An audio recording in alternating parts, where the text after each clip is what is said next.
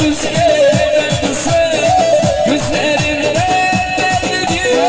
Göyden oldu senledi, annesi de böyledi.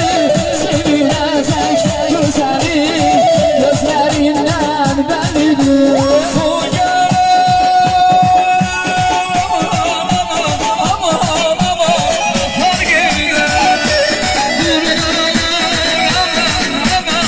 Katar gider. Bu dünya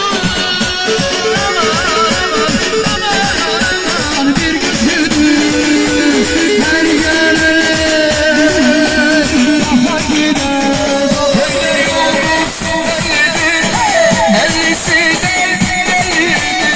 Gönülsüz gelen güzel gözlerinden bellidir. Vay göyden oldu senledi, annesi de böyledi. Sevilecek güzeli gözlerinden bellidir.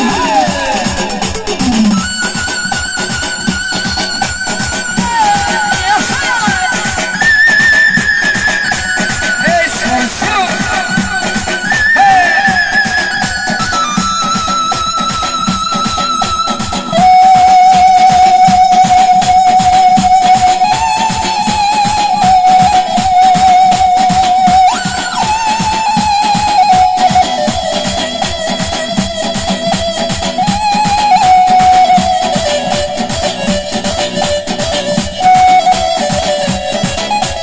Başının al rengi, keser kendi kendi.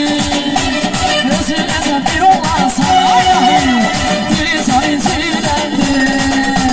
Başının al rengi, keser kendi kendi. Gözüne de bir olan sarayım, biri sayıcılardı. Çok sağ olun gençler.